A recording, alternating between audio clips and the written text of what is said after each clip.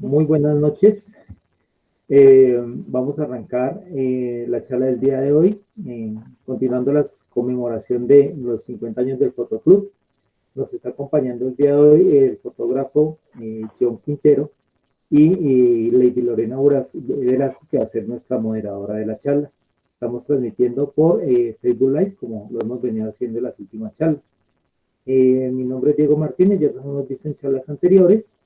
Hoy nos acompaña Lorena en la presentación, entonces en la moderación, entonces voy a hablar un poquitico del perfil de nuestra compañera Lorena, que creo que hasta ahora no se ha presentado, digamos, dentro de las charlas con toda, digamos, su conocimiento y su dinámica.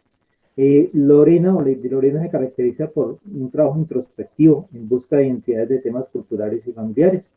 La fotografía tiene diferentes reflexiones para ella sobre territorio, identidad, memoria, desde lo afectivo y lo simbólico. De esta forma, suele recurrir a archivos, objetos, emociones y el cuerpo para trabajar su percepción crítica sobre los diferentes acontecimientos. Lorena es cofundadora de Fotógrafas Latinoamericanas, una fundación dedicada a la visibilización y promoción de fotógrafos emergentes en toda Latinoamérica. Es un proyecto gigantesco que abarca, pues como su nombre lo dice, toda Latinoamérica. Es directora, en este momento tiene la presidencia del Fotoclub Universitario de la Universidad del Cauca, acá en la ciudad de Popayán. Lorena ha ganado muchos reconocimientos como el POI Latam el año pasado, en el segundo lugar en la categoría de retrato, y tiene varias publicaciones a nivel nacional e internacional. Actualmente Lorena está trabajando en un proyecto sobre cuarentena muy importante y por el cual ha sido invitada a participar en la publicación de 2 libros colaborativos en México y en España. Entonces Lorena es la moderadora, quien nos va a estar acompañando. Estaré yo también por esta parte acompañándolos, revisando las inquietudes que puedan colocar en el chat y en el Facebook para hacérselas en su momento a yo.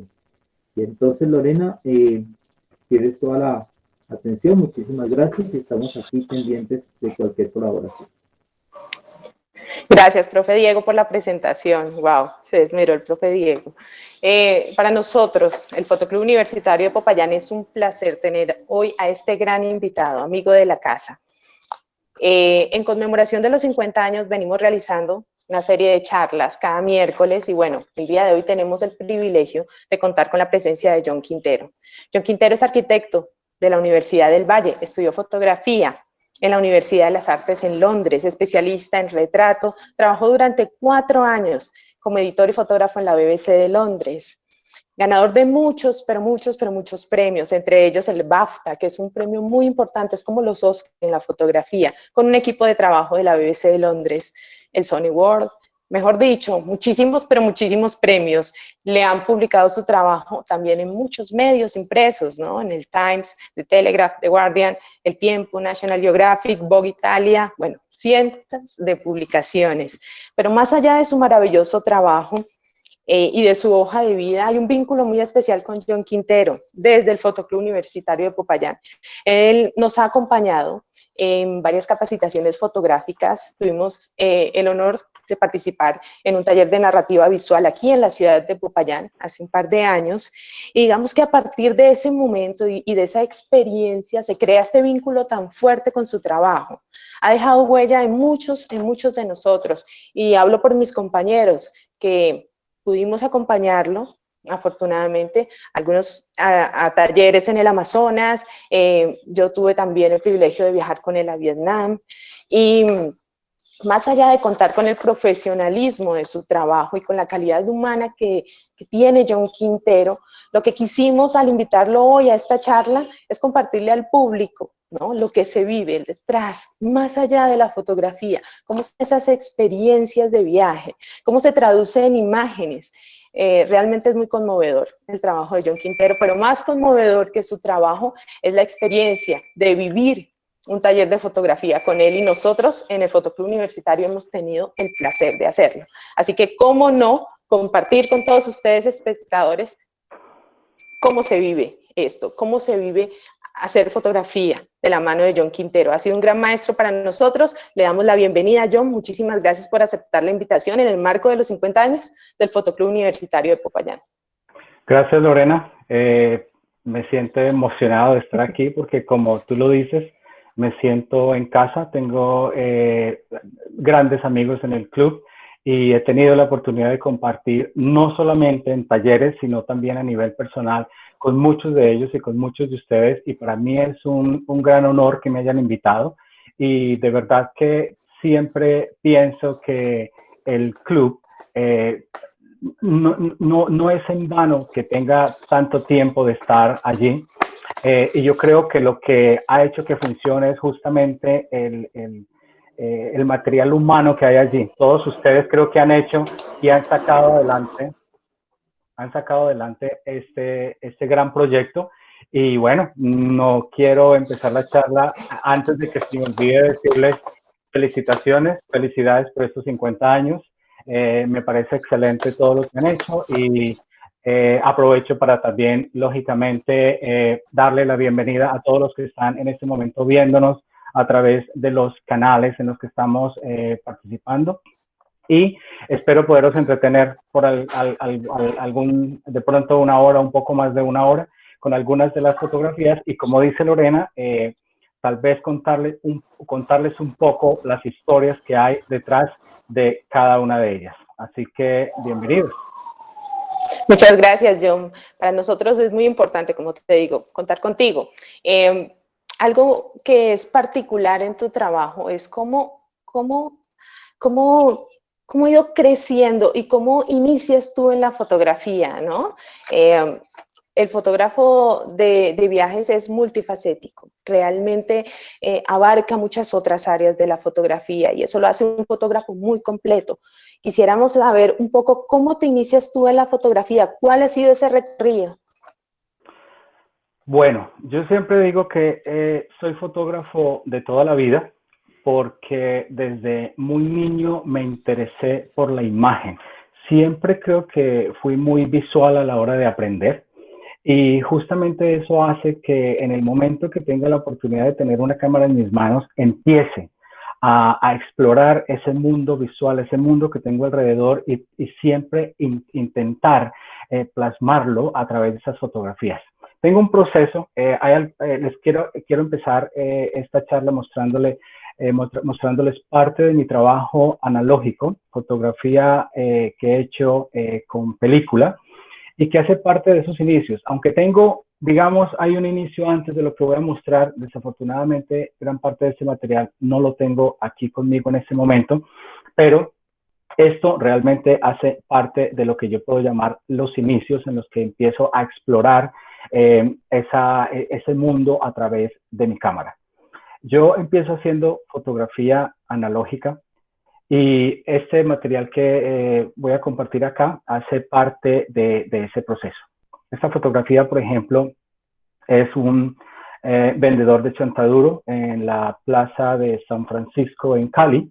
Para ese entonces yo ya había empezado a estudiar arquitectura, pero llevaba muchos años realmente practicando fotografía como un hobby. Entonces siempre trataba de incluir la fotografía dentro de ese proceso que era aprender cómo a través de la luz yo podía contar las historias de lo que pasaba a mi alrededor.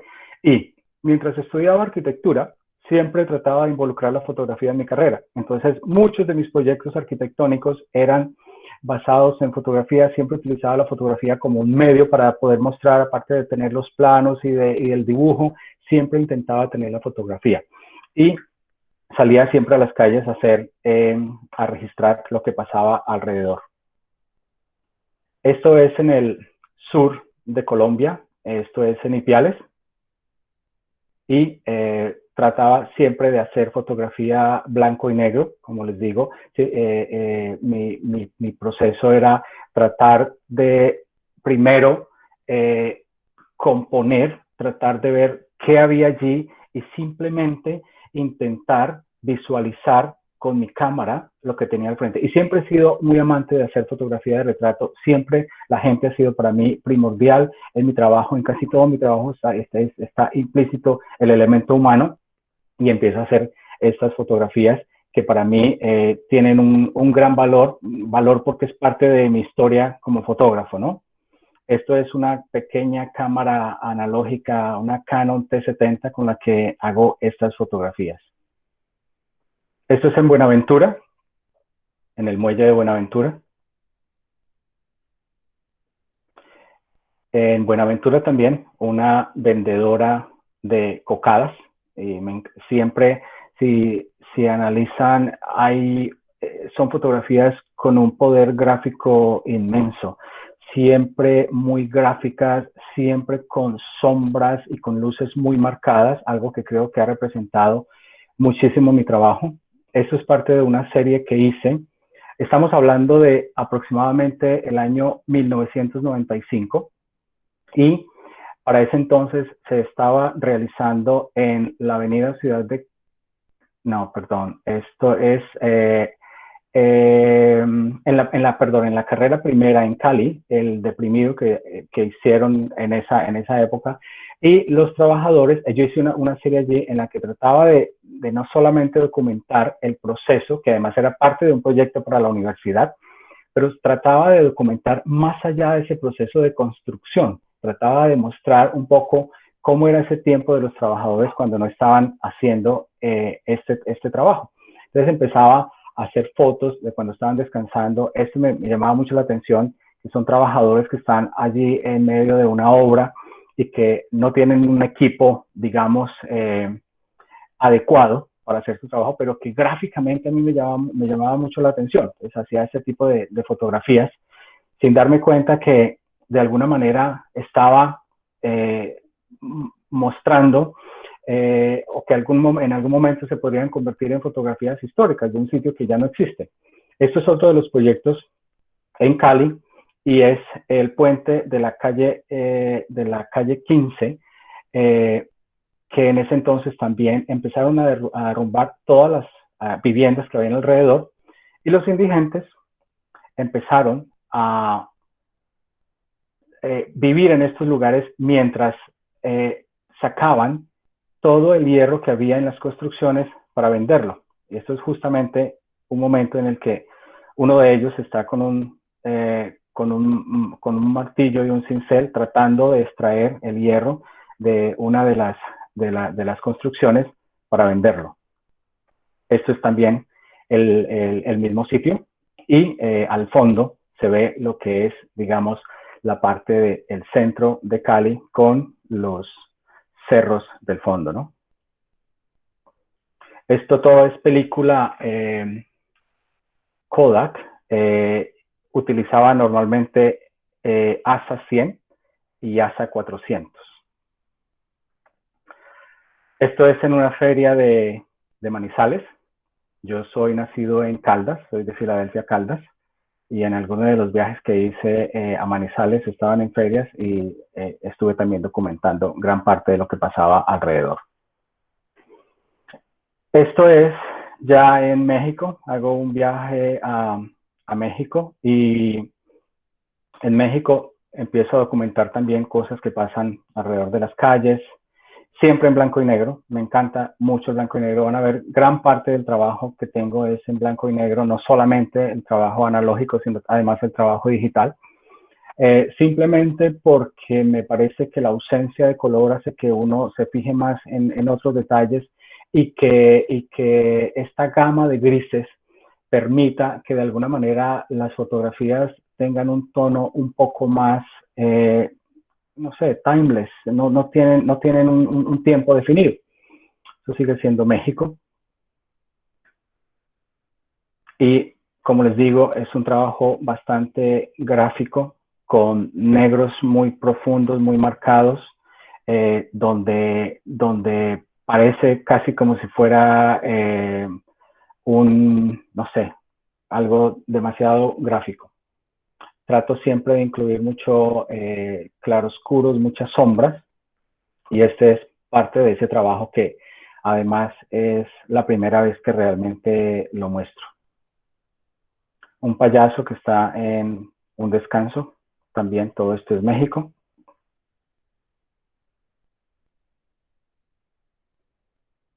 Y no sé si notan, mi proceso como arquitecto está tal vez muy marcado en la composición, en la manera en que siempre intentaba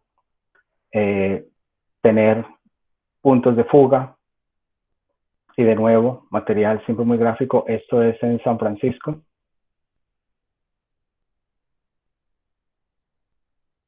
Así que bueno, esto es parte de lo que quería mostrarles de esos inicios de la fotografía analógica para mí. Lorena. Ha sido maravilloso. Yo no había visto esas imágenes. Es la primera vez que nos las compartes. Me parece que se nota un interés muy particular desde esos inicios, ¿no? En las situaciones cotidianas. John, ¿por qué te decides a viajar por el mundo? ¿Cuántos países has recorrido? ¿Y cuáles han sido los que han influenciado tu trabajo, que han generado un impacto? Yo tengo un gran interés por viajar desde muy joven, realmente. La primera vez que salí de Colombia, cuando vivía en Colombia, fue en un viaje que hice al Ecuador y al Perú. Y siempre llevaba la cámara conmigo, tengo también material de estos países, pero siempre ha existido en mí ese deseo grandioso de viajar. Pero yo no viajo por viajar, yo no viajo por simplemente encontrar, por llenar como un crucigrama donde estoy llenando países. ¿Sí? Esto, por ejemplo, es Ecuador. Esto sigue siendo Ecuador. Y esto es un autorretrato en el año 2000. Y Genial. Después de ese proceso empiezo empiezo a viajar desde Colombia. Tengo la oportunidad de viajar varias veces a Europa, viajo varias veces a los Estados Unidos, siempre con mi cámara, siempre tratando de documentar todo. Pero para mí en ese entonces la fotografía era un hobby, porque yo estaba estudiando arquitectura, porque para mí realmente mi carrera iba a ser la arquitectura. Pero resulta que cuando termino mi carrera de arquitecto, me gradúo y me vengo a vivir a Londres, me muevo a Londres y era tan fuerte ese deseo mío de incursionar en la fotografía y llegar a tener la oportunidad de pronto estudiar un poco más, porque desafortunadamente todo lo que yo había hecho en Colombia había sido muy empírico, había sido todo muy, digamos, que había tratado de hacer muchos talleres con fotógrafos que de repente llegaban al país, con fotógrafos locales, pero siempre tenía el interés de ir un poco más allá. Cuando llego a Londres, tengo la oportunidad de estudiar fotografía en la Universidad de las Artes de Londres, empiezo a fotografiar Londres, entonces empiezo como un turista local. Esta es una de las fotografías que hago desde uno de los buses de 2 pisos que hay aquí en la ciudad, que hay en este país, y con esta fotografía gano un concurso de Sony, que Sony, además del Sony World Photography Award, que es a nivel internacional, ellos tienen concursos que son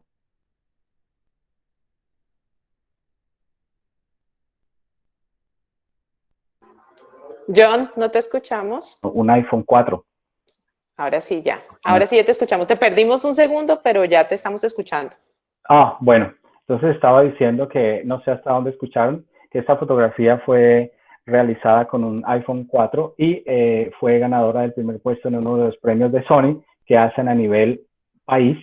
Ellos, además de su concurso internacional, tienen otros concursos que son a nivel nacional, y esta fotografía fue expuesta como parte de la gran exposición que ellos hacen cada año de los Sony World Photography Awards. ¿Me están escuchando? Sí, John, te estamos escuchando perfecto. Bueno, ok. Sigo fotografiando Londres, ¿no?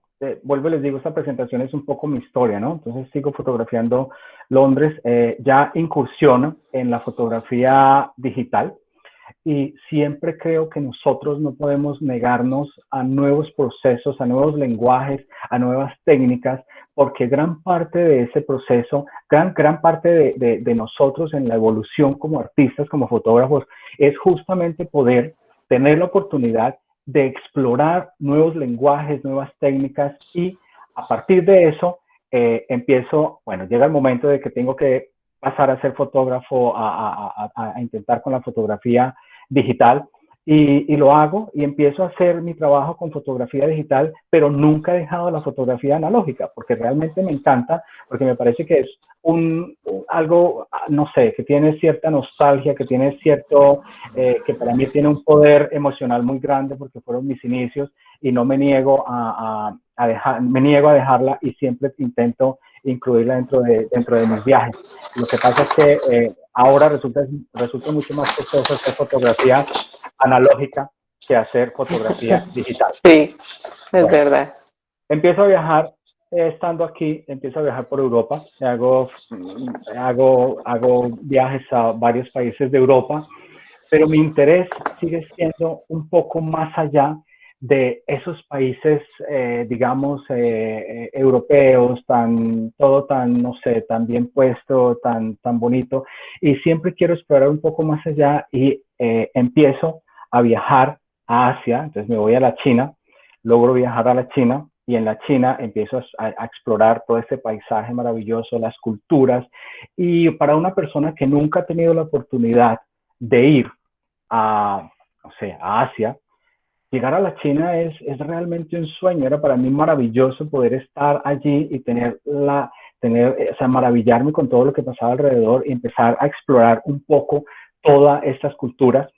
Esto, por ejemplo, es una de las culturas que más me llama la atención de la China, que es justamente las mujeres que se dejan, solamente se cortan el cabello cuando tienen 18 años y después nunca más se lo vuelven a cortar. Entonces, para que su cabello mantenga siempre muy sano, muy brillante, hacen una especie de infusión con hierbas y con agua de arroz para mantener su pelo de esta manera. Además, se convierte casi que en parte de su tradición. Y la leyenda cuenta que hace muchos siglos una mujer de ellas, que son las Yao, tenemos Yao, tú también conoces los Yao porque los conociste en Vietnam, pero hay Yao en la China y en Vietnam y en alguna otra parte del norte de Laos. Y dice la leyenda que una mujer logró espantar a un intruso que entró a su vivienda con el cabello largo, y todas las mujeres se lo dejaron crecer, es lo que dice la leyenda. Bueno, esto sigue siendo la China. Con esta fotografía también fue ganadora de justamente el primer premio en otro de los concursos de Sony también en el Reino Unido, y también fue expuesta aquí. Es una mujer de 88 años que vivía sola y que me invitó a su casa, y lo que ella está haciendo en este momento es prendiendo el fuego para hacer el té. Entonces lo que hacen es que secan el estiércol de los yaks, que son como este ganado peludo negro que hay en el área tibetana y toda el área de los Himalayas, y lo que hacen es secar el estiércol y lo usan como combustible para cocinar. Ahora quiero mostrarles, ¿está bien el sonido, Lorena? Está perfecto, John, te estamos escuchando muy bien. Bueno, la serie que les voy a mostrar a continuación es una serie que hice en varias poblaciones, siguiendo con la China. Todo esto es la China. Y esta serie fotográfica que en ese momento yo realicé, lo hice más pensando que estaba fotografiando parte de la cultura china. Ellos son musulmanes en la China. Hay aproximadamente entre 60 y 80 millones de musulmanes. Es una minoría. China es un país que es principalmente budista, pero el islamismo empezó a entrar a la China desde hace muchos siglos, y la gran mayoría de las regiones, la gran mayoría de los musulmanes que hay allí están en el área oeste de la China. Esta serie es realizada en la provincia de Gansu, y cuando hice la serie, realmente lo que quería hacer era documentar un poco lo que pasaba alrededor de las comunidades musulmanas. Ahora, está muy en las noticias en este momento la situación, no sé si ustedes se han enterado, lo que está pasando en la China con las comunidades musulmanas.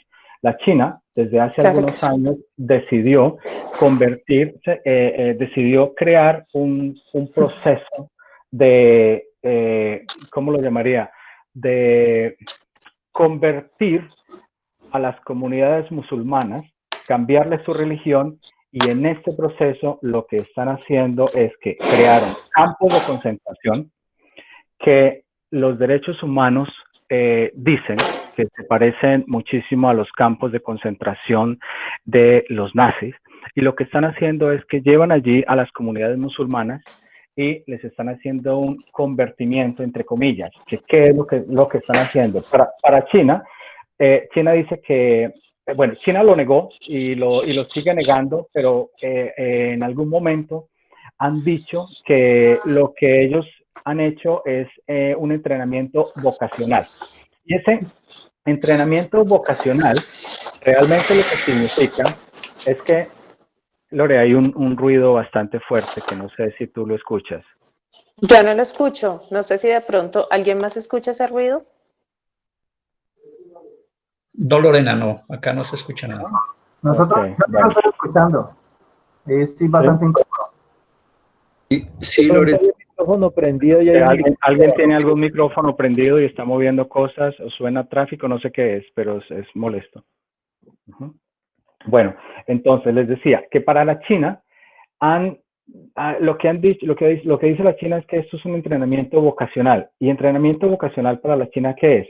Los tienen haciendo trabajo forzado en fábricas, haciendo trabajo arando la tierra, y lo que hacen realmente es que tienen mano de obra gratuita y a nombre de qué? De que están convirtiéndolos a una nueva religión, les han negado sus derechos, incluso a hablar la lengua con la que ellos se identifican, y los están obligando a que tienen que hablar solamente el mandarín, y aparte de esto les están diciendo que tienen que dejar de usar muchas de su vestimenta, deben dejar de cubrirse la cabeza, y para los hombres incluso les han dicho que tienen que dejar de usar la barba larga.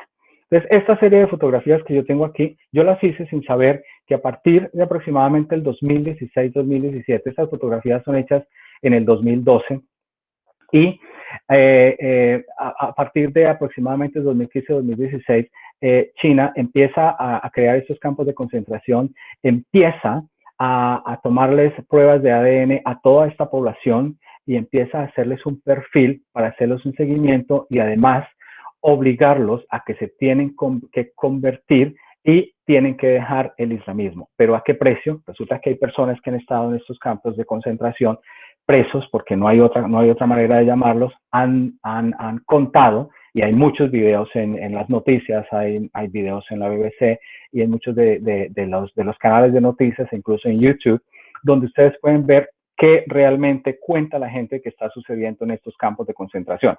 Ahora, la gran mayoría de la población perseguida está en un área que se llama Xinjiang, y la comunidad musulmana más perseguida son los uigur. Pero los uigur están en esta área de Xinjiang. Esta área que estoy mostrando yo aquí es en Gansu, y Gansu es el área que le sigue. Y lo que está haciendo China es que progresivamente está tratando de perfilar a toda su comunidad musulmana para eventualmente convertirlos, porque ellos dicen que los musulmanes están poseídos por tres fuerzas diabólicas, que son el terrorismo, el extremismo y el separatismo. Esas son las excusas que está dando la China para crear estos campos de concentración. Entonces yo estoy allí en esta área de Gansu donde hay una gran población musulmana. Empiezo a recorrer y empiezo a hacer fotografías de ellos, y esas fotografías nunca las he mostrado. Esto es algo que nunca he mostrado en ningún medio, en ninguna parte, y que quise mostrarles a ustedes simplemente para que vean una población que es posible que ya no exista. Muchas familias han desaparecido, muchas de estas familias han tenido que separarse de miembros de ellos. Muchos de ellos desaparecen y ni siquiera saben realmente qué pasa con ellos, porque China, como siempre, es muy hermética y tiene además mucho control sobre su población, y es muy complicado saber realmente lo que sucede. Hay fotografías por satelitales donde se alcanzan a ver los campos de concentración. Se intuye que hay más de 1 millón de musulmanes en este momento en estos campos de concentración. Y algunas compañías, sobre todo de textiles, están tratando de investigar si gran parte del algodón que llega desde la China a lo mejor no ha sido procesado, porque están tratando de crear un veto para que la China no siga manipulando a los musulmanes, forzándolos a trabajar en estos campos de concentración, simplemente con el objetivo de tener mano de obra regalada, además de someterlos a torturas, porque las personas que han estado allí y que han logrado salir hablan de que son torturados por el simple hecho de ser musulmanes. ¿Estamos todos escuchando?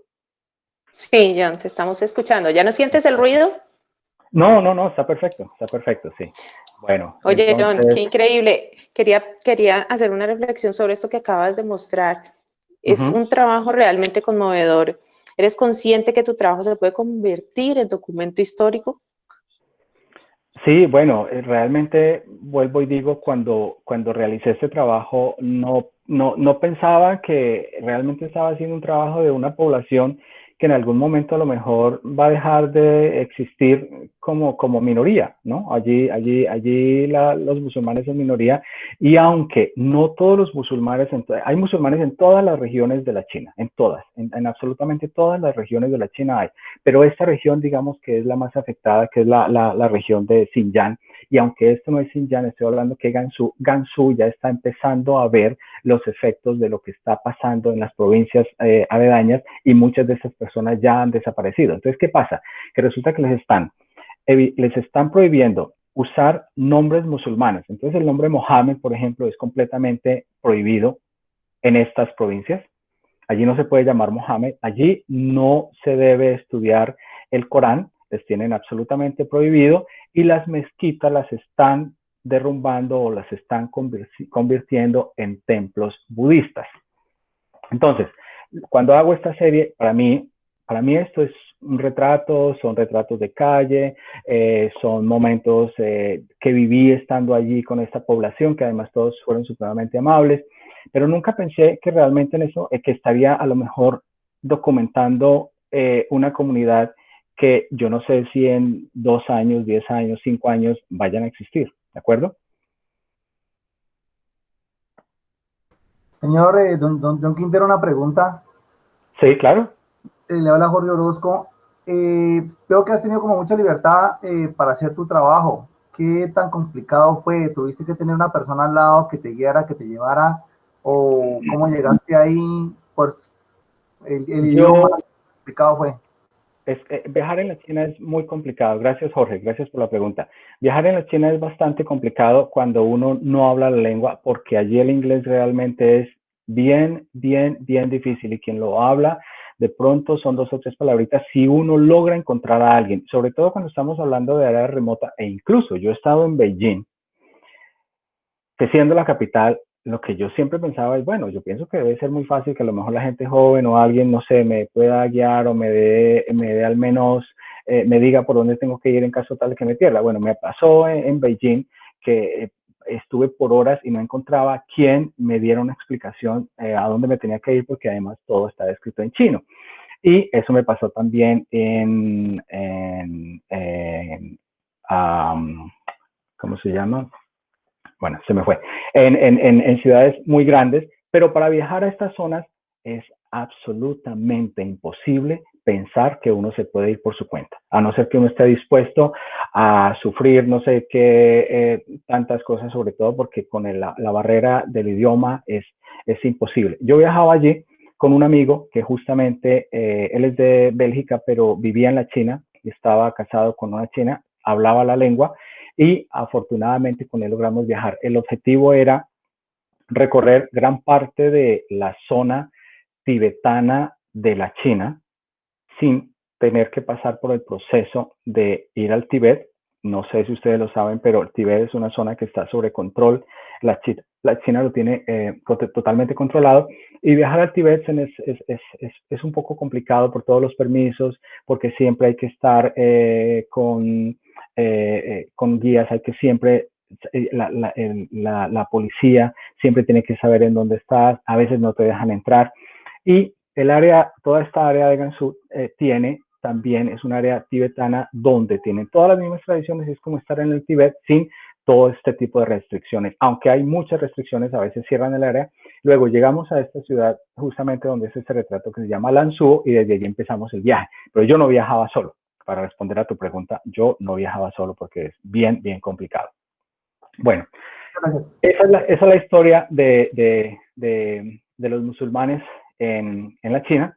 Y bueno, para hacer un poco menos denso, digamos, esta charla, quiero mostrar otro tipo de fotografías también, que hacen parte también de ese proceso de viaje. Y pues no hay un viaje a la China en el que uno no quiera ir a hacer fotografía de los pescadores en el río Li. Ellos pescan con cormoranes. Sé que ya han visto ustedes cantidades de estas fotografías, sé que han visto muchísimo de este tipo de trabajo, casi todos los fotógrafos van allí, pero digamos que yo fui hace mucho tiempo cuando todavía, afortunadamente, no existían allí ríos de fotógrafos tratando de fotografiar al mismo señor, al mismo grupo de personajes, y el río Li sigue siendo una maravilla. Miren las montañas que hay en el fondo, esto es realmente difícil de fotografiar porque es tan hermoso y es difícil de plasmar la belleza. Tengo muchas de esas fotografías, perdí mucho material de la China, muchísimo material lo perdí porque tuve problemas con discos duros que fallaron y desafortunadamente gran parte del material lo perdí. Les estaba contando que en ese viaje nos vamos hacia el área tibetana de la China y estas fotografías que hay aquí, estos retratos, son justamente de las personas locales. Esta es una señora que vivía en un pequeño pueblo donde nos quedamos y me encanta, digamos, la cultura tibetana porque, primero, en la zona donde viven es bellísima, tienen es absolutamente bellísimo el paisaje, me gustan mucho sus rasgos y siempre todos se caracterizan mucho porque por el frío, es una zona bastante fría, siempre tienen la piel bastante quemada y tienen unos rasgos que me parecen preciosos. Esta mujer me parece a mí divina.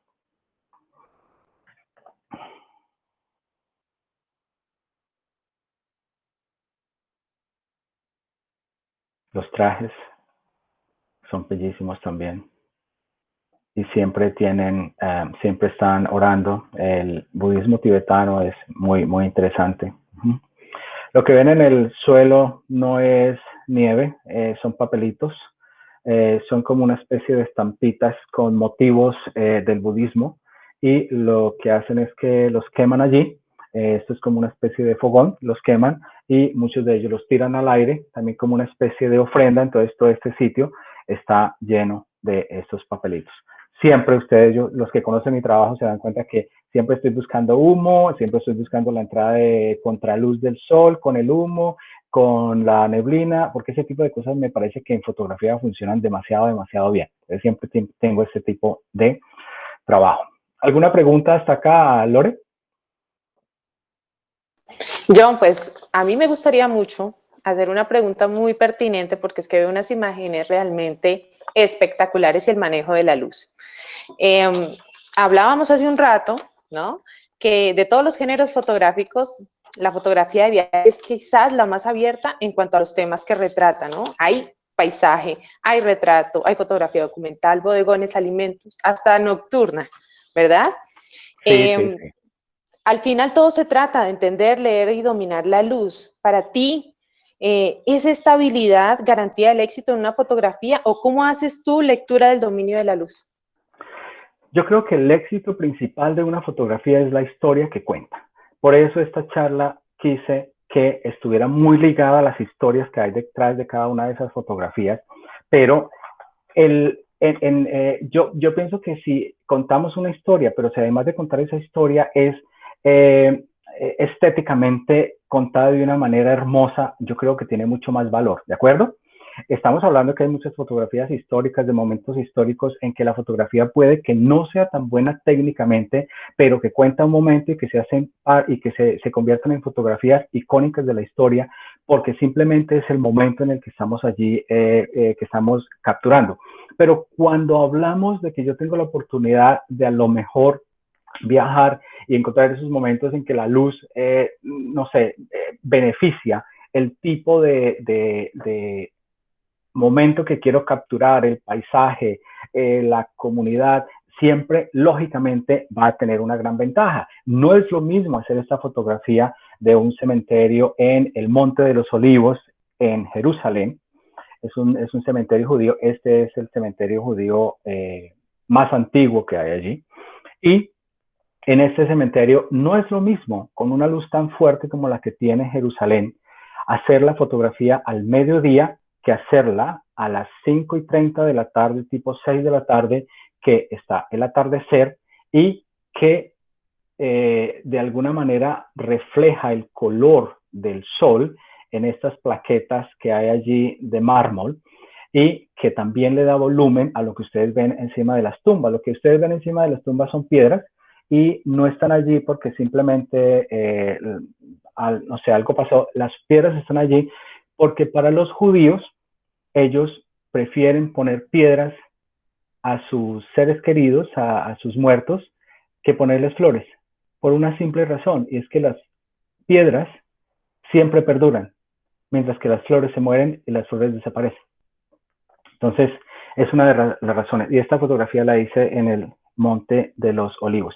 Las religiones siempre para mí son muy importantes porque creo que hacen gran parte de la historia de la humanidad y creo que le han dado forma al mundo a través de la religión y creo que es bien importante.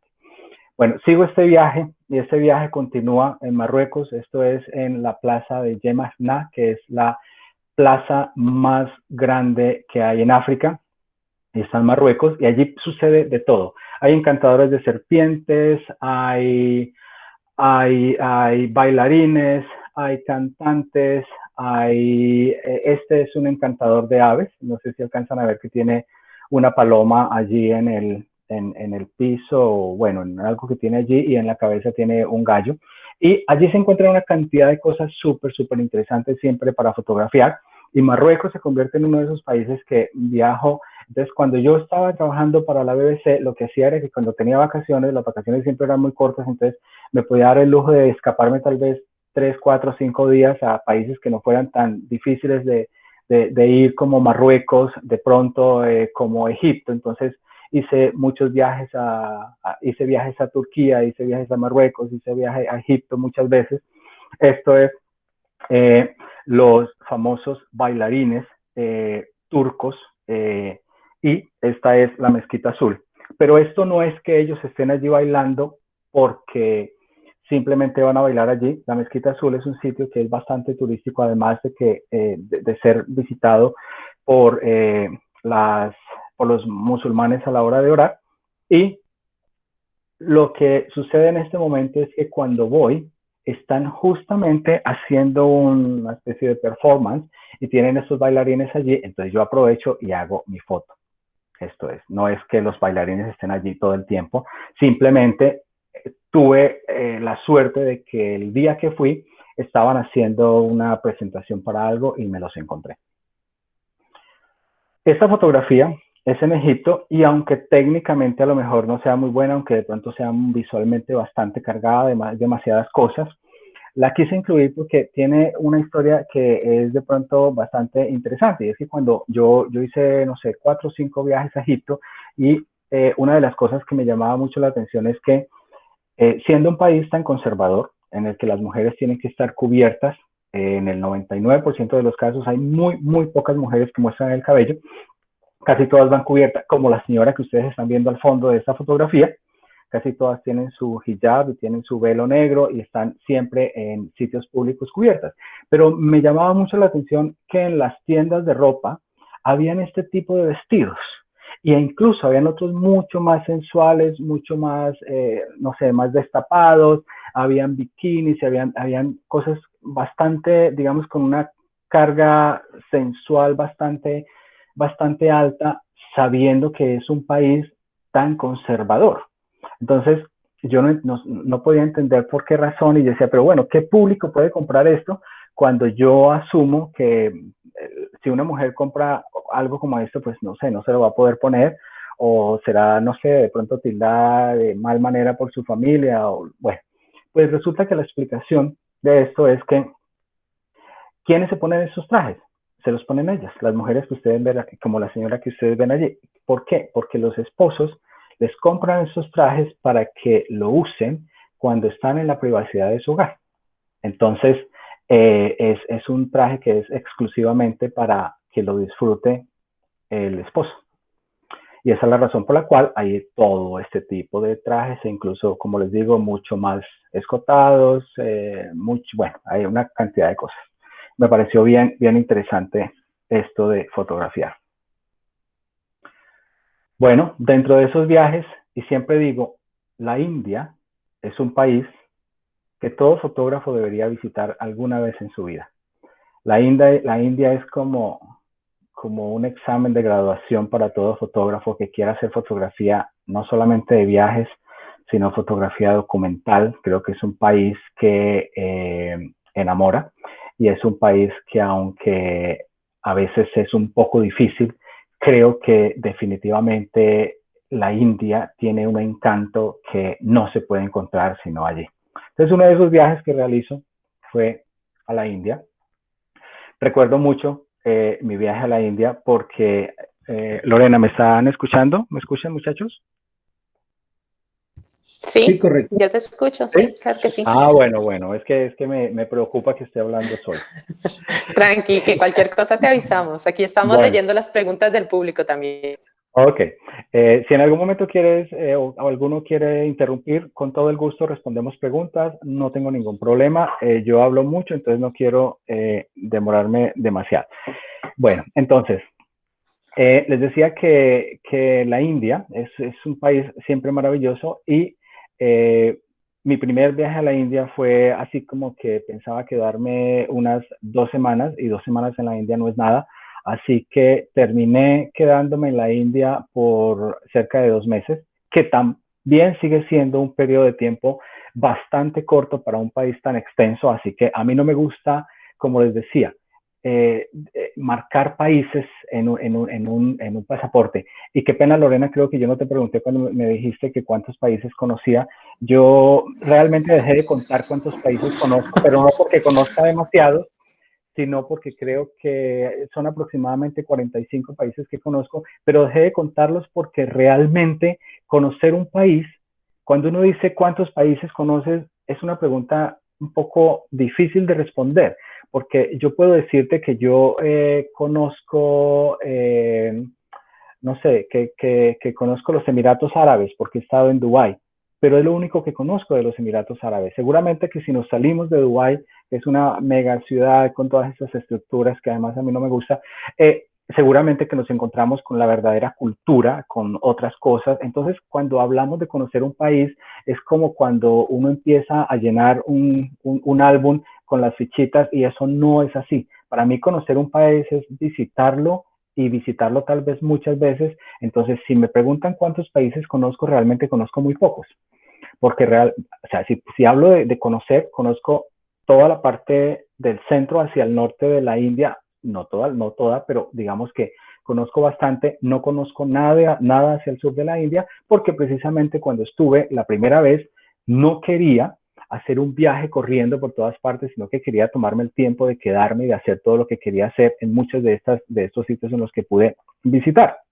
Y lógicamente, en esos viajes a la India, pues el Taj Mahal es uno de esos íconos que también hay que visitarlos, porque aunque siempre esté lleno de gente, pues yo me las ingenié para llegar al otro lado del río y poder lograr fotografiarlo muy temprano en la mañana. Estuve allí también varias veces haciendo muchas fotografías y logré hacer muchas fotos de este sitio. Otro de los sitios icónicos, maravillosos, que me encantan y que me han llegado al corazón cuando estuve en la India es este templo que queda en Amritsar, y este es el templo dorado de los siquíes. Los siquíes es una religión que hay allí en la India y hay en parte de Pakistán. Y los siquíes dicen que ellos tienen la religión de la hermandad. Y realmente estando allí, no sé, yo logré contagiarme no sé, de esta unión, de toda la bienvenida que me dieron y cómo me trataron, que yo iba y volvía a este templo y no me cansaba de ir. En este templo se alimentan 100,000 personas diariamente gratis, entonces yo allá comía, les ayudaba incluso a lavar los platos que se lavan con arena. Es una cosa graciosísima, son platos metálicos y se lavan es con arena, y suceden allí cantidad de cosas. Todo el tiempo hay romerías de muchos feligreses que están allí orando. Siempre está sucediendo algo, e incluso tienen acomodación. Si uno quiere quedarse, nunca me quedé, pero tienen acomodación por si uno quiere quedarse allí. Y todo esto me hacía ver a mí realmente el significado de lo que realmente podría ser una religión, ¿no? Y es como la unión, realmente como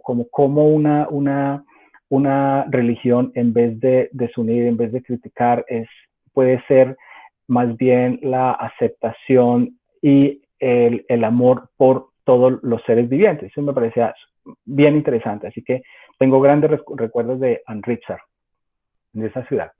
En el norte de la India tenía muchas ganas de visitar una región que se llama Somoriri. Esto es en toda el área de los Himalayas de de la India. Y una de las cosas que vuelvo y les digo que me encanta de todo lo que tiene que ver con el Tíbet, toda el área de los Himalayas, es sus vestimentas, las joyas que usan. Todo esto que ustedes ven aquí es plata. Esto no es un metal barato, es plata, y las piedras azules normalmente son jade. Ella se ha puesto este traje para que yo le haga la foto. Es el traje con el que van a las ceremonias. Y me parece que es una mujer preciosa. O sea, un traje de estos es una cosa absolutamente maravillosa de ver. Cuando yo la vi vestida, era que realmente me parecía demasiado, y logré hacer algunos retratos de ellas. Ahora les quiero mostrar, Lorena, si quieres alguna pregunta. Sí, John, tenemos varias preguntas del público así súper cortitas para que podamos ver esta nueva serie.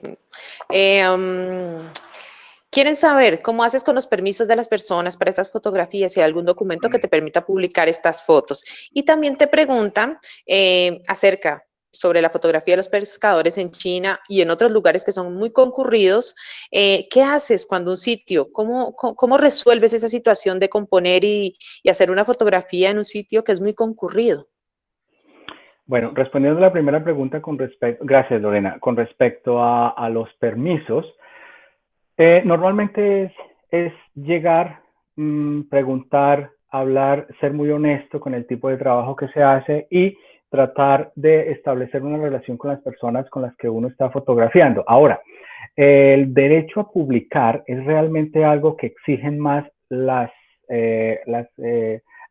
media outlets que publican. Es decir, que si yo le voy a mandar este material a una revista, a lo mejor me van a pedir un derecho, o si lo envío a un concurso, me van a pedir un model release por las personas que tengo allí. Pero eso tiene que ver con el tipo de publicación de la cual estemos hablando. Cuando hablamos de fotografía editorial y de publicaciones editoriales para un artículo de una revista, no hay que tener un permiso específico de las personas, porque es más editorial, estamos hablando, digamos, en un artículo relacionado con este deporte en este caso, y no hay necesidad de un permiso de estos. Pero cuando yo voy a utilizar esa fotografía con términos comerciales, es decir, que lo que yo voy a hacer, cuando hablamos, por ejemplo, de fotografía en términos creativos, cuando, por ejemplo, yo utilizo una fotografía para promover un artículo, para vender un artículo en mi página, para vender un artículo que quiera promocionar, ya eso es completamente diferente,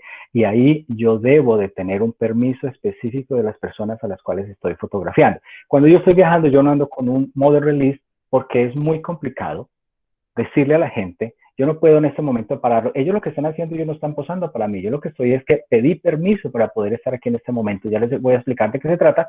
Y yo no puedo, perdón, es que me pueden firmar que eso seguramente que no va a pasar cuando ellos ni siquiera entienden qué es lo que uno está haciendo. Entonces, también parte de uno como fotógrafo saber qué puede hacer con ese material y dónde lo puede publicar. Entonces, cuando se trata de concursos, esta serie yo la publiqué también con los Sony Photography Awards. Ahí gané el segundo premio en fotografía profesional con esta serie, pero es una serie en blanco y negro, no la que les voy a mostrar en este momento. La segunda pregunta era sobre cómo hago en locaciones donde es demasiado concurrido. Siempre es tratar de ir, esa foto que les mostré de los pescadores, por ejemplo, es hecha al amanecer. Ahora, tiene mucho que ver con la investigación que yo haga. Y si hablamos de, bueno, muchos sitios en el mundo, pero Asia particularmente está muy llena de fotógrafos. Hay sitios en los que a veces es imposible y realmente se pierde la magia cuando te encuentras allí, no solamente con una cantidad de fotógrafos, y respeto porque todos queremos hacer lo mismo, ¿no? Todos tenemos el mismo derecho, ¿verdad? Entonces siempre tratar de buscar a lo mejor un momento del día, a lo mejor regresar, a lo mejor quedarse un poco más. Normalmente el turista no está en horas de la hora azul, como la foto que les mostré. Normalmente el turista no está después del atardecer. Si ustedes están en un sitio turístico, fíjense que el turista siempre se va apenas se guarda el sol.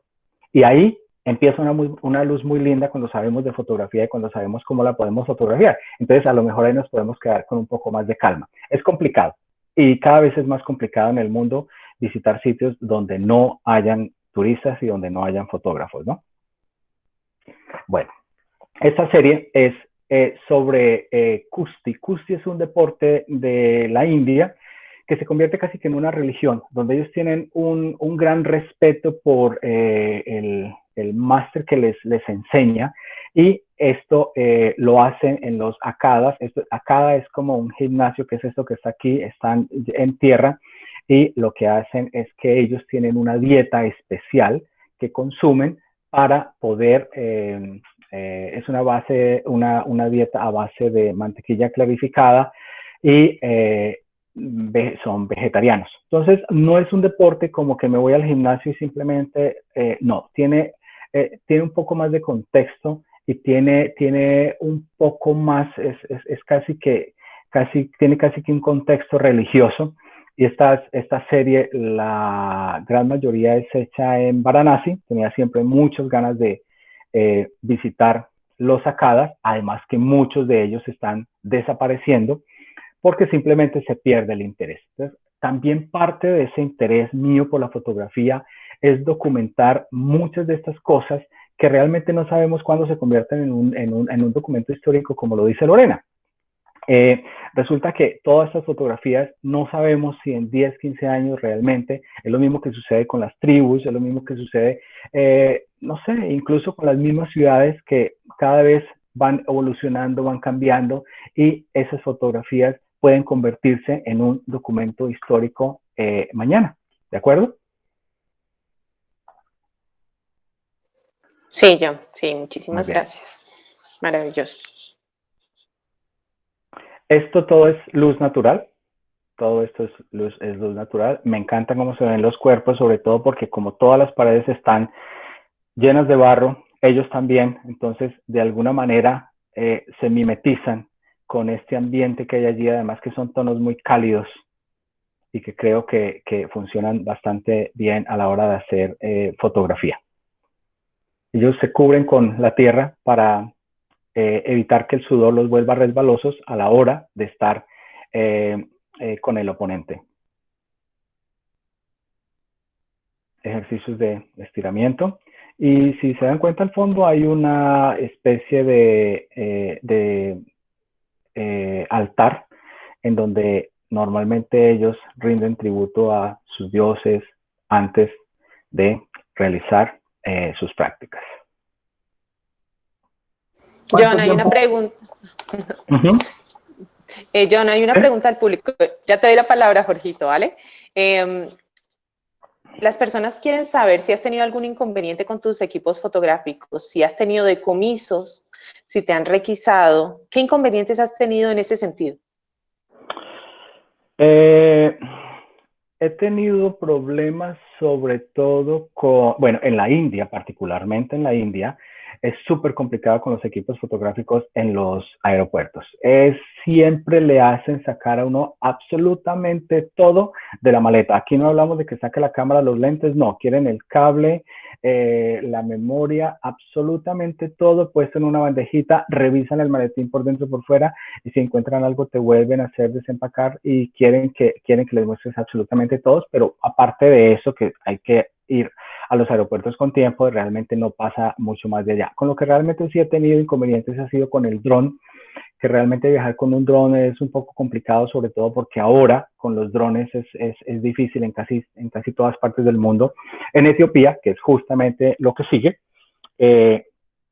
tuve el dron decomisado y tuve que esperar 2 días en el aeropuerto de Addis para que me lo entregaran, después de una cantidad de documentación, de idas y venidas a un sitio y al otro, hasta que al final me dijeron que me lo entregaban cuando fuera a salir del país. Me lo decomisaron en un vuelo local, ni siquiera me lo decomisaron cuando entré al país, me lo decomisaron en un vuelo local y luego me dijeron que me lo entregaban en la capital, no me dieron ningún papel, fue una cosa así, bueno, súper extraña y finalmente lo pude recuperar antes de salir, me escoltaron hasta que no pasé inmigración para asegurarse que sí salía del país. Fue una cosa un poco complicada, pero digamos que la mayoría de problemas en Sri Lanka también tuve problemas con el dron y bueno, ahora hay muchos países en los que ni siquiera se debe uno aparecer con un dron porque no se lo dejan sacar. Entonces hay que tener mucho cuidado sobre todo con ese tipo de cosas. Pero trato siempre de que si en algún sitio no puedo usar una cámara, pues simplemente no la uso. Viajar para mí no constituye solamente el hacer fotografía. Hay muchos sitios en los que no he podido hacer fotografías. Hay templos bellísimos volvemos a lo del budismo tibetano, en donde no he podido hacer fotografías, donde están iluminados todos con velas hechas con mantequilla de yak. Y es unos templos bellísimos donde no he tenido la oportunidad porque no está permitido, pues simplemente no se hace. En Bután, que también quedan los Himalayas, otro país, tampoco hay algunos templos donde no se puede hacer fotografía, donde antes de entrar tienes que dejar todos tus equipos, tu teléfono, pero ¿qué pasa? Son templos que son bellísimos y hay que disfrutarlos, hay que tener ese recuerdo, no todas las fotografías son con tu cámara, también yo hago fotografías mentales todo el tiempo. Bueno. Entonces, Etiopía, de que siempre hablo mucho, ustedes lo saben, Etiopía es uno de esos países que sigue siendo para mí el top en destinos por muchas razones y para mí Etiopía me ha dado grandes experiencias, la gran mayoría de ellas buenas afortunadamente y es un país al que siempre quiero regresar. Etiopía es ese país que por no haber sido conquistado, por no haber tenido invasión, siempre es muy interesante de visitar. Esta es una iglesia que queda en casi la cima de la montaña de la derecha que ustedes están viendo en este paisaje. Ahora uno diría, no, bueno, subir hasta allá, ¿cómo sube uno? Debe ser súper peligroso. Bueno, uno va subiendo y al final sube pegado de una cuerda y llega hasta a este sitio que es aquí hacia abajo. Ahí realmente no se nota, no se ve, pero es un precipicio de 200 metros. Y allí arriba hay una iglesia y las iglesias que hay talladas en la roca en Etiopía, algunas de ellas como esta que es una de las más conocidas que se llama Abuna Yemata, están hechas en estos peñascos allá arriba de estos peñascos, porque ellos, cuando las construyeron, querían primero tenerlas protegidas de cualquier invasión y segundo, estar más cerca del cielo. A estas iglesias suben las madres cuando tienen sus bebés, aproximadamente de 3 meses, para llevarlos a la iglesia. Y suben en unas condiciones tan precarias de seguridad que es increíble, pero aparentemente nunca han habido ningún accidente. Estos son campos de tef, que es una semilla que se da allí en Etiopía, y las montañas donde les digo yo que están estas iglesias. Hay varias iglesias que están allí en estos peñascos.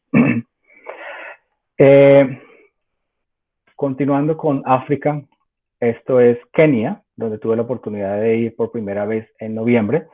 Kenia nunca estaba dentro de los destinos, digamos, como muy altos en mi lista de prioridades de visitar, porque simplemente Kenia es un destino que está mucho más ligado al turismo de animales, a los safaris, y aunque yo amo los animales muchísimo, pues yo no me considero un fotógrafo de animales, pero resulta que tuve la oportunidad con una agencia de ir allí a Kenia y tuve la gran oportunidad de fotografiar los Masái en su baile típico.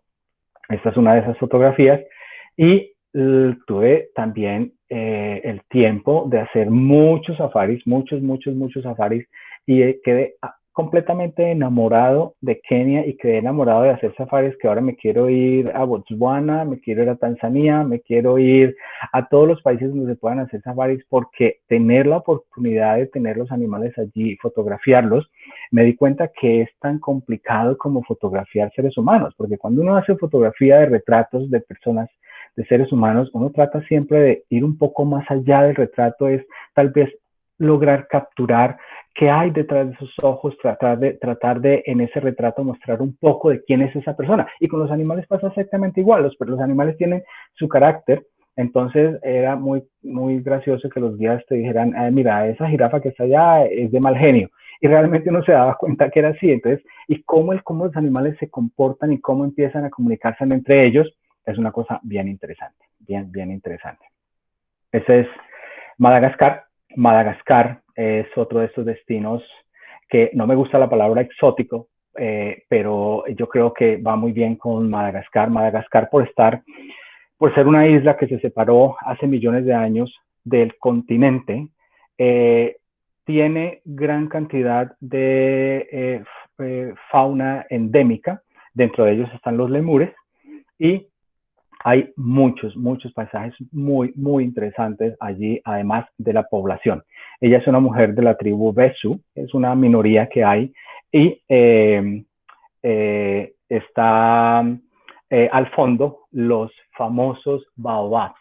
Los baobabs son estos árboles bellísimos, típicos, digamos, de esta zona del mundo, y realmente estar allí fue bien interesante.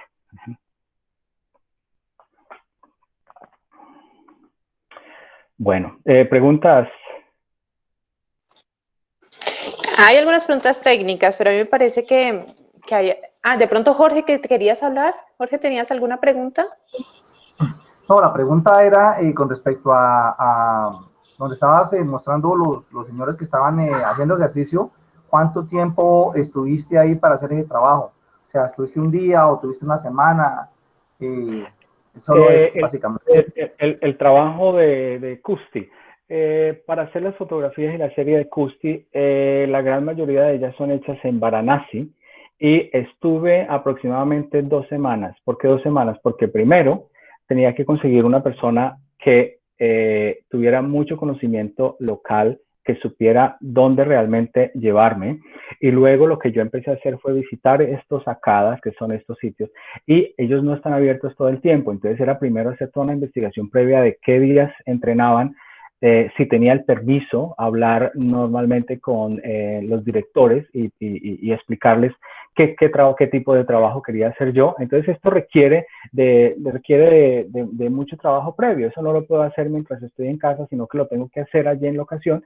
Entonces tenía que ir a muchos de los sitios. Normalmente me movilizaba en motocicleta con el guía para poder, con el tráfico que hay en Varanasi era mucho más sencillo, y siempre estábamos preguntando dónde hay uno. Y una de las cosas que justamente pasaba allí era que nos enterábamos que había en algún sitio uno de estos gimnasios, y cuando íbamos nos decían, no, ya lo cerraron.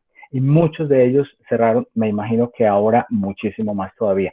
Pero sí, hay que hacer bastante trabajo. Esto no es de llegar y en un día, 2 días hacerlo, porque yo creo que se nota cuando uno hace un trabajo rápido. Bueno. John, una pregunta. Sí. A medida que los viajes se hacen más accesibles, ¿no? El género se abre para aficionados como para profesionales por igual. ¿Cuáles crees tú que son los desafíos para sobrevivir y destacar en un medio tan competitivo, ¿no? Ayer lo hablábamos, tantos youtubers, tantos chicos viajando, tanta gente joven, tantos dispositivos electrónicos también para capturar la esencia, o tratar de capturar la esencia de los viajes. Cuéntanos un poco sobre esos desafíos.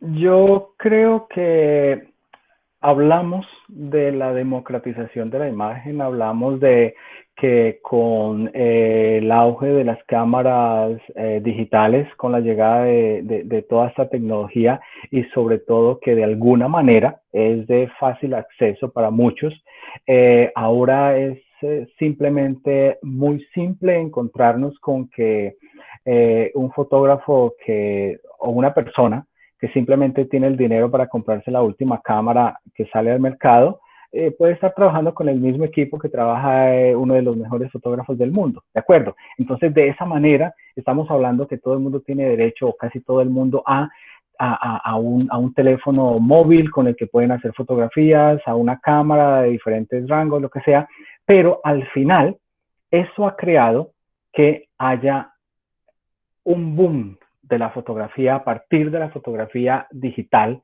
y estamos luego hablando de lo que son las redes sociales, estamos hablando del Instagram, que a mí el Instagram me parece que es como, no sé si ha hecho más mal que bien a los fotógrafos, porque tenemos toda esta serie de Instagramers, de influencers, que lo que hacen es que viajan, porque además viajar cada vez es mucho más simplificado, mucho más sencillo, mucho más económico.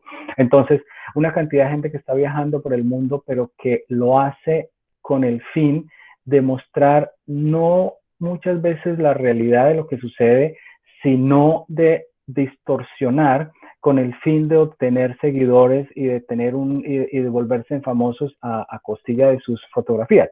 Justamente hablando de ese tipo de cosas, Lorena, cuando estuve en este sitio en particular, que es la Avenida de los Baobabs, que es uno de los sitios más visitados cuando uno va a Madagascar, estuve yo allí y yo fui varias veces. Iba en la mañana, en la tarde, en la mañana, en la tarde, me quedaba en el día para ver qué pasaba alrededor, para tratar de hacer diferentes fotos, para tratar de saber cuándo estaba la mejor luz, por dónde salía el sol, qué era lo mejor que se podía hacer. Y en una de esas tardes, de un atardecer, llegó una modelo, una Instagramer modelo de Rusia, que literalmente se bajó de su 4x4 con el guía que iba, caminó por esa avenida de Baobabs que están viendo allí, caminó 5 o 10 minutos, llevaba una chica también rusa que le hizo un par de fotos mientras ella caminaba y miraba para atrás con los vestidos que tienen todas las Instagrams y todas las influencers, que son vestidos así muy fluidos. Se hizo 3, 4 fotos y se volvió a ir. Y yo digo, qué tristeza. O sea, qué tristeza que para ella es como un sitio más que sacó de su lista, pero nunca tuvo ella la oportunidad de estar allí, de hablar con la gente, de a lo mejor tomársela, no sé, de hablar qué tipo de personas viven alrededor, de qué viven, de hablar con los adultos, con los niños, de a lo mejor irse a otros sitios que hay mucho, bueno, no mucho más interesantes, pero igual de interesantes a la Avenida de los Baobabs, que es la más famosa, pero hay mucho más Baobabs en otros sitios. Y yo decía, pero qué tristeza que ese tipo de cosas pasen. Entonces, respondiendo a tu pregunta, Lorena, es bastante complicado, es triste realmente que muchos fotógrafos que tienen trabajos maravillosos no tengan el mismo, la misma exposición que tienen a veces fotógrafos que simplemente no encuentran en la fotografía otra cosa que un medio de volverse en famosos, ¿me entiendes? Y creo yo que es realmente cada vez más complicado. ¿Qué tenemos que hacer los fotógrafos en este momento? Inventarnos, reinventarnos con ser un poco más creativos, con ir un poco más allá. Y yo creo que cuando uno invierte tiempo en estar en estas comunidades, en estos sitios, en tal vez tratar de mostrar una realidad desde otro punto de vista, de tratar de explorar otro tipo de lenguajes, tratar de ver qué hay más allá de los sitios turísticos, del sitio bonito, yo creo que podemos contar historias a otro nivel y que realmente se nota que uno está haciendo un trabajo diferente. Sigue siendo bastante complicado y siguiendo con tu pregunta, una de las cosas que me ha pasado a mí en los talleres justamente o en los viajes es que hay personas que llegan y me dicen, John, definitivamente lo pensé y me voy a dedicar a la fotografía. Cuando llegue a Colombia o cuando llegue a mi ciudad voy a renunciar a mi trabajo y me voy a dedicar a la fotografía. Y eso para mí es supremamente peligroso porque la fotografía no es eso que pensamos en que yo hoy me compré una cámara y mañana me hice fotógrafo y voy a vivir de la fotografía. Nosotros, muchos de ustedes que están aquí conectados, sabemos que no es así. Y muchos de nosotros sabemos lo difícil que es. Y yo sé que, claro, yo estoy aquí hablándoles, mostrándoles fotos bonitas y muchos de ustedes están diciendo, claro, es que John tiene el dinero para viajar por el mundo. Pero, ¿qué hay detrás de todas estas fotografías? Hay un gran sacrificio. A lo mejor yo estoy viajando, pero a lo mejor lo que logro vender en fotografía es una parte y a lo mejor gran parte es porque logro hacer otros trabajos o porque simplemente es tanta la pasión que yo siento por esta profesión que tengo que realmente hago un gran esfuerzo. Y es eso lo que hace que nosotros salgamos adelante. Nosotros como fotógrafos no podemos pensar en la fotografía primeramente como un medio de vida porque va a ser muy complicado que nosotros pensemos que hoy nos compramos una cámara y mañana vamos a empezar a vivir y a hacer dinero con esa cámara. Sí, claro que es posible, pero a lo mejor va a tomar un tiempo. Entonces, por esa razón, mi consejo es, no se apresuren, pero trabajen siempre en pos de esa imagen que quieren hacer, siempre estén estudiando, siempre están analizando el trabajo de otros fotógrafos, no para copiar, sino para saber encontrar un lenguaje propio, encontrar una manera de contar esas historias. Sí, el Internet es maravilloso porque tiene grandes recursos que en este momento yo puedo encontrar el tema que yo quiero, seguramente que voy a encontrar información y seguramente que voy a poder poco a poco destacarme si yo trabajo lo suficientemente fuerte para hacer fotografía. Volvemos a decir, es difícil, pero no es imposible. Bueno. Hola. Sí, John, te estamos escuchando. Quería hacerte esa pregunta al final porque tenía una reflexión muy bonita y tenía algunos comentarios recuerdo muchísimo, es que lo viví en carne propia y además escuché a muchos compañeros haciendo ese mismo tipo de reflexiones, ¿no? Sí. Es realmente conmovedor lo que se vive en una de tus expediciones y yo me imagino que te pasa continuamente, te sucede con mucha frecuencia, cómo le cambia la vida, ¿no? Sí, de eso, sí, ojalá que podamos compartir un poco y que nos cuentes cómo recibes ese impacto de tus alumnos, ¿no? En tus talleres de fotografía. Sí, yo creo que la idea siempre es inspirar, pero también tratar de ponerle los pies en la tierra a la gente porque me da temor. Yo no quiero que la gente cometa errores porque cuando se hacen las cosas por necesidad, no se disfrutan tanto como cuando le pones toda la pasión y a lo mejor puedes decir, me voy a dedicar a la fotografía, pero como una carrera secundaria a mi carrera principal, y llega el momento en que a lo mejor está teniendo tanta importancia y estás logrando sostenerte con la fotografía que a lo mejor puedes dejar la otra cosa que estás haciendo, pero yo creo que hay que hacer ese proceso. Yo creo que, como mi mamá lo dice, el mono no suelta una rama hasta que no está agarrada de la otra, y eso creo que es bien importante. Bueno, les estoy mostrando aquí John, fotografías de Laos. Laos, aquí empieza Laos. Laos para mí es uno de esos países que se salta la gran mayoría de los visitantes al sureste asiático, pero que para mí es muy, muy lindo. Tengo grandes recuerdos de Laos. Laos es un país supremamente verde, lleno de gente maravillosa, súper tranquilo. Allí la gente va a otra revolución, a otro ritmo. Ellos no van a la velocidad que uno llega y uno se logra contagiar de eso, porque además es gente súper amable, súper linda, y me encanta Laos.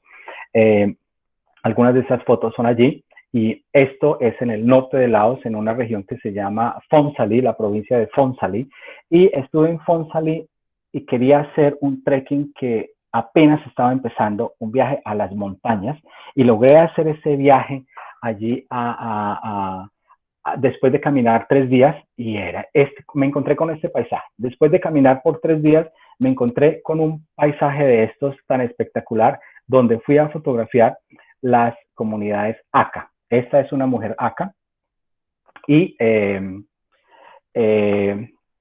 viven allí en estas montañas. Fue un viaje maravilloso porque los niños, donde llegaba, no salían corriendo porque no habían visto turistas, nunca habían visto una persona aparte de su comunidad, y era bien, bien interesante estar allí. Ellas no se ponen estos trajes para las fotos allí, realmente porque no recibían turistas en ese entonces. Ellas se van a trabajar a los campos de arroz con estos trajes. Bueno. Tengo demasiadas fotos para mostrar. Esto es Myanmar. Myanmar es otro país que ustedes también seguramente han visto en muchas de mis fotos.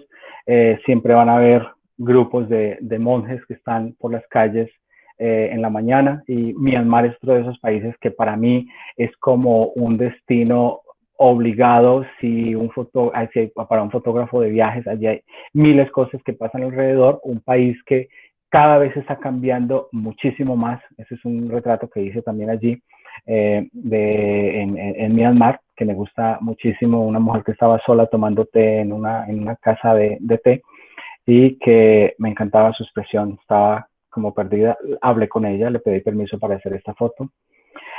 Myanmar tiene templos preciosos. Esto es un templo que está en una de las cuevas. Hay tantas cosas por visitar en este país. La última expedición fotográfica que realicé fue justamente a Myanmar, que fue en febrero, unos días antes de que empezara la cuarentena en todo el mundo, y logramos estar allí en Myanmar. Fue una experiencia bastante, fue la primera expedición fotográfica, y que además la pienso repetir porque de verdad que me encantó. Además que creo que todos quedaron bastante contentos con todas las fotografías que logramos hacer. Esto es parte de lo que me estabas preguntando, Lorena, y esto es el grupo que fue conmigo a Myanmar. Siempre trato de tener grupos más bien pequeños para que sea mucho más fácil hacer la conducción de todo lo que es el proceso de aprendizaje, las locaciones. Hay sitios donde no siempre se puede ingresar con grupos grandes, y esto fue realmente un viaje que creo que salió bastante bien, y que me muero por regresar. Paisajes, esto es hecho con dron. Aquí fue una situación de aquellas en las que casi también me quitan el dron. No estaba haciendo algo ilegal, simplemente que habíamos pedido un permiso, habíamos pagado para hacer la fotografía, para poder utilizar el dron, pero al otro día en la mañana no sabíamos que teníamos que volver a pagar estando allí, y me querían decomisar el dron, pero finalmente, bueno, se volvió a pagar. Esto es frontera China-Vietnam, un sitio realmente alucinante, sobre todo las montañas que ven al fondo que en esas montañas está justamente una de estas cuevas.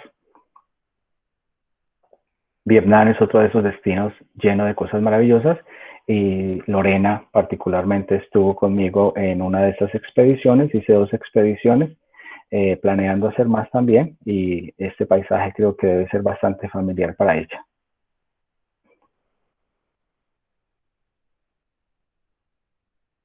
Terrazas de arroz. Qué belleza. terrazas de arroz inundadas, esto también es con el dron. Campos de té en Sri Lanka. En Sri Lanka las mujeres son las que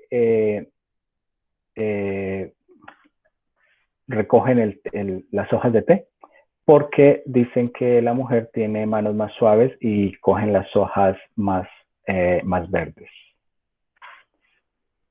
Esto también es Sri Lanka, una cultura bien interesante, y los bailarines de Kandy, esto es una ciudad que se llama Kandy, son muy famosos allí en Sri Lanka, incluso están en uno de los billetes, tienen un baile tradicional que también logré fotografiar. Parte de los viajes, estos son árboles creados por el hombre en Singapur, un proyecto bien interesante de conocer. Y uno de los últimos destinos en los que he estado fue en Bután. Bután, que queda también en los Himalayas, es un país que no hace mucho se abrió al público y que tiene unas condiciones bastante particulares para visitarlo. Para ir a Bután no se puede ir por cuenta de uno. Hay que contactar una agencia que es quien se encarga de organizar todo el viaje, y para estar en Bután se necesita al menos $250 diarios, que es lo que hay que pagar para estar en Bután. Claro, con eso te incluye hotel y algunas cosas, pero uno puede organizar el tour, digamos, de manera muy personal, y es un país bien interesante. Ya vamos un poco más hacia nuestras tierras. Esto es el Ecuador, y en el Ecuador, ya ustedes saben, la fiesta del Inti Raymi. Esto es en Cotacachi. Me gusta siempre jugar, digamos, con movimiento, tratar de mostrar esa sensación de movimiento, y esta es una de esos momentos, una de las celebraciones más interesantes en las que yo he podido estar en todo el mundo, porque además esto no lo hacen para los turistas. Es una cosa bien fuerte de ver y que realmente me gustó muchísimo. Me encantaría poder regresar. Movimiento nuevamente. Esto es en Cartagena, una bella cartagenera bailando cumbia en la plaza de Simón Bolívar, creo que se llama. Más bailes tradicionales colombianos.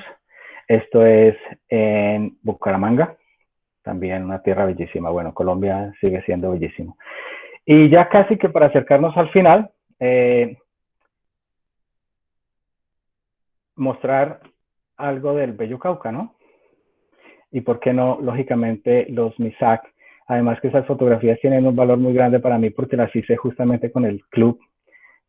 Fue uno de los viajes que realizamos cuando yo estuve, la primera vez que fui a hacer un taller en el club universitario fotográfico de Popayán, de la Universidad del Cauca. Fuimos con Diego y con muchos de los compañeros, con Junior, con José, Fabián, Alex, bueno, no los recuerdo a todos. Nos fuimos a hacer este viaje, y yo estaba feliz porque yo siempre quería, nunca había tenido la oportunidad antes, sí había ido a Silvia, pero nunca había tenido la oportunidad de estar con los MISAC, y con ellos logramos hacerlo, y para mí fue maravilloso, tanto que yo no sé si ellos recuerdan que yo me quedé porque quería compartir un poco más con ellos, y ese fue como el inicio de una gran relación con estas familias.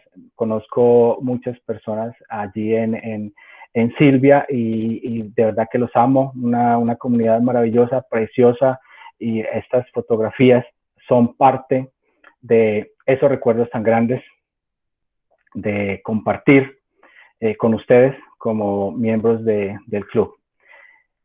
Esta fotografía es tal vez uno de mis retratos favoritos, y la realicé en Quinamayo, en el Cauca. Así que con esto los dejo. Muchas gracias.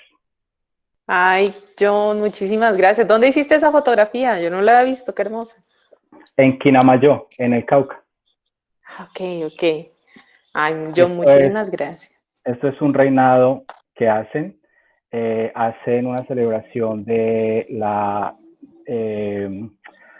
afrocolombianidad, que creo que es en mayo, y logré estar allí, y hacen un reinado de mujeres de la tercera edad que me pareció bellísimo, y este retrato para mí es uno de mis retratos favoritos. Sabes que se me parece muchísimo también a un retrato que tienes tú con el que ganaste un premio también de una chica que estaba llena de carbón, creo que es. Es que Sí. sí, es decir, tú tienes una disciplina, tienes un ojo muy entrenado para para ser sí, para ser paciente y esperar ese tipo de, eh, de expresiones en las personas. O sea, es que es casi que una radiografía también de la otra fotografía, es una expresión muy melancólica, ¿no? Muy auténtica. Sí, sí, sí, Muy sí. bello, muy bello, muy bello. Bueno, ¿Alguno de los... gracias. Gracias a ti, John, muchísimas gracias. Qué recorrido más interesante por toda tu trayectoria, por toda tu carrera fotográfica. O sea, de verdad, yo sé que tienes muchísimo más trabajo y también muchos reconocimientos, muchas fotografías premiadas, pero haber tenido el privilegio de conocer trabajo inédito, de verdad que te lo agradecemos infinitamente. Eso no lo esperábamos. Bueno, no, para mí siempre será un placer y gracias de nuevo por la invitación. Si quieres, si tenemos tiempo de una pregunta o dos, de pronto, para que no hacer esto tan largo, sé que es tarde para ustedes y para mí aún más, pero bueno, cuando estamos de fiesta y de celebración, nos podemos trasnochar, ¿verdad? Yo sé que allá es como la 1 de la mañana a las 2, ¿verdad? Aquí son las Estás en 2:30 Londres. de la mañana. Sí, Exacto. son las 2:30 de Oiga, la mañana, sí. yo quiero preguntarle una más, qué pena molestar tanto. No, no, no. No, ¿Qué equipos, qué lentes cargas? Dos cámaras, dos cuerpos, tres lentes, un normal, gran angular. Es saber qué equipo tienes tú para esos viajes. Pero otra pregunta un poquito boba o tal vez compleja. Si tuvieras que escoger un solo lente para viajar, ¿cuál escogerías? Te respondo de atrás para adelante. Si tengo que escoger, yo siempre sé cuál es y es el 2470 2.8 de Nikon. Yo trabajo con Nikon, siempre tengo equipos de Nikon, pero no es que esté casado con Nikon. Yo creo que los equipos empiezan a ser menos relevantes a medida que uno va estructurando la forma en la que trabaja y yo no tengo ningún problema en trabajar con cualquier marca siempre que tenga la oportunidad de desarrollar un proyecto, pero digamos que por razones de lentes y de que siempre tenemos que tener el mismo sistema, respondiendo a esto, yo trabajo y viajo con siempre cámaras Nikon. Entonces, ¿yo qué tengo en este momento? Tengo la D850, tenía antes, siempre manejaba, digamos, dos cuerpos, pero por problemas de espalda, viajo de pronto con uno, de pronto a veces máximo con dos, y siempre tengo conmigo una cámara analógica o de rollo que me encanta. Además de cargar una GoPro o de cargar, bueno, el drone es que es tan complicado realmente que poco lo cargo, pero trato siempre de llevar al menos tres lentes. No me complico mucho, me gusta el 24-70, el 70-200 y de pronto el 50 porque simplemente es mucho más luminoso, 1.4 para situaciones de poca luz, pero trato de no complicarme mucho con mucho equipo. Bueno. Ok, muchas gracias. John, Bueno, ¿puedes dejar de compartir pantalla, por favor? Para que nos podamos ver. ¿Yo? Sí, tú. Perdón. Ay, Qué ahora sí pena. te vemos. Qué pena. Pensé que me estaban viendo. Ya, yo No, no sabía. Bueno, no, tranquilo. entonces, yo no sé, Lore, si hay alguna pregunta del público, si dejamos aquí, yo creo que ya hemos hablado Sí, mucho, ¿no? John. Bueno, yo he hablado mucho, ¿no? John, pues mira, del público hay muchas felicitaciones, pero creo que como para resumir y como para dejar aquí, no finalizar sin dejar como algunas reflexiones que me parecen importantes de todo lo que hemos hablado y de todo lo que nos has contado, es esto, ¿no? Bueno, la fotografía de viajes finalmente es un escaneo de la experiencia que vive el fotógrafo, ¿no? Y que se convierte en testimonio documental. Básicamente, eso ha sido lo que hemos visto con tu trabajo y que nos has podido compartir. Es un valioso trabajo fotográfico. ¿Y cuáles son las preocupaciones o las dificultades? Pues que se convierta en pura contemplación estética, ¿no? Donde prevalecen los intereses particulares por encima de la riqueza cultural y natural del lugar. Creo que Claro. esos son los retos, esos son los desafíos admiración por tu trabajo, gratitud por tu tiempo, John, de verdad, muchísimas gracias. Y bueno, felices de celebrar contigo estos 50 años. Bueno, de nuevo, gracias. Gracias al club, gracias a todos los que se conectaron. Y escríbanme, yo estoy en el Instagram como John Quintero. Me pueden escribir, me encanta que me escriban, siempre estoy disponible y bueno, estaremos viéndonos en una próxima ocasión. Espero estar por allá visitándolos. Bueno.